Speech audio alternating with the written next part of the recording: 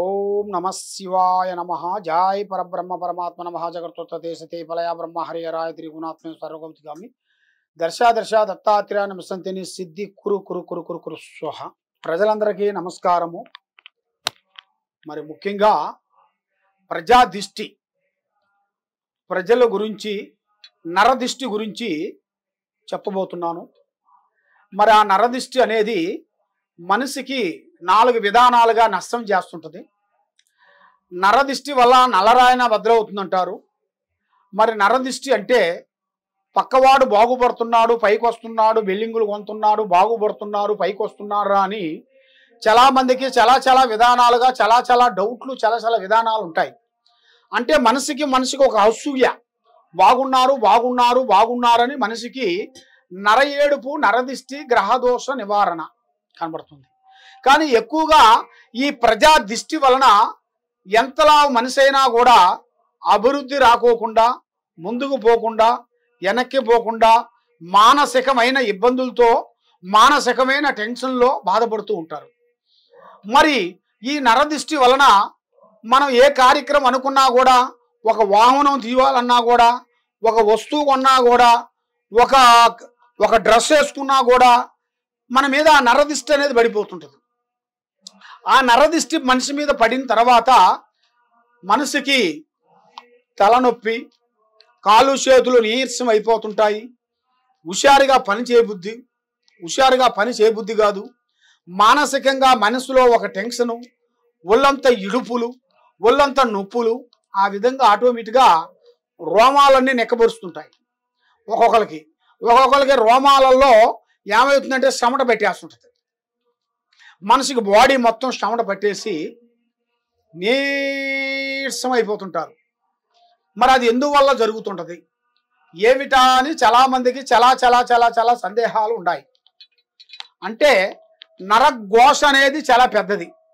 ఆ నరదిష్టి వలన నల్లరాయన బద్దలవుతుందంటారు.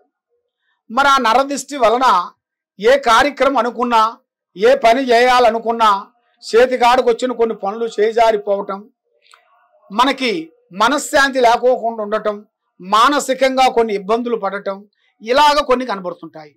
మరి ఒక వాహనం కట్టినప్పుడు ఆ నరదిష్టి ప్రయోగం పడింది అనుకోండి, ఆ వాహనం మధ్యలో ఆగిపోతుంటుంది. లేదా దానికి ఒక ఫైనాన్స్ మనం పెట్టుకొని మనం కన్స్ట్రక్షన్ నడిపిస్తున్నాం అనుకోండి, ఆ నరఘోష వలన ఆ ఫైనాన్స్ ప్రాబ్లం వల్ల కూడా బ్రేక్ అయిపోతుంది. మనకి రావు ఇక అది రాదు అంటే కదా ఇల్లు ఆగిపోతాయి. ఆ విధంగా జరుగుతుంటాయి. మరి నరదిష్టి వల్ల చాలా మంది, ఎంతో మంది ప్రజలు, చాలామంది బాధపడే వాళ్ళందరికీ వాళ్ళకి ఒక మంచి అవకాశం అనేది ఒకటి ఉంది. ఆ నరదిష్టి ప్రాబ్లం అనేది మన ఇంటి మీద, మన మీద, కుటుంబం మీద ఉండాల్సిన ఆ నరదిష్టి గ్రహదోష నివారణని శాంతం చేసుకోవాలి.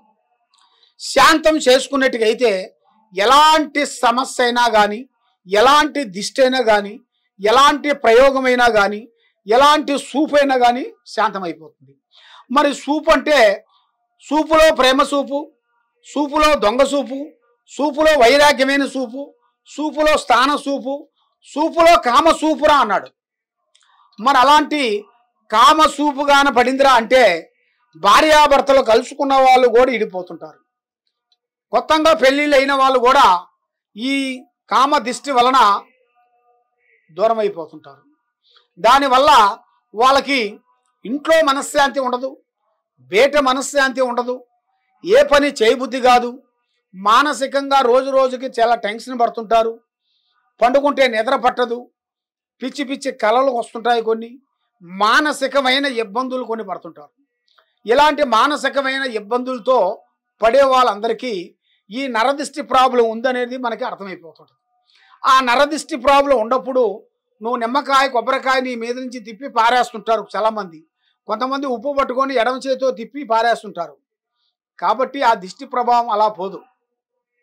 ఆ దిష్టి ప్రభావము ఆదివారం కానీ, మంగళవారం కానీ మీరు మీ ఫ్యామిలీ అందరూ మీ ఇంట్లోనే కూర్చొని ఒక నల్లటి గుడ్డ, ఆ నల్లటి గుడ్డలో 9 నిమ్మకాయలు వేసి, 9 నిమ్మకాయలు పసుపు, కుంకుమ, అగరబత్తీలు వెలిగించి చూపించేసేసి ఆ 9 నిమ్మకాయలు, దాంట్లో పసుపు కుంకుమ, నవధాన్యములు, దాంట్లో 9 మిరియాలు, ఒక 9 జీడి గింజలు దాంట్లో వేయాలి.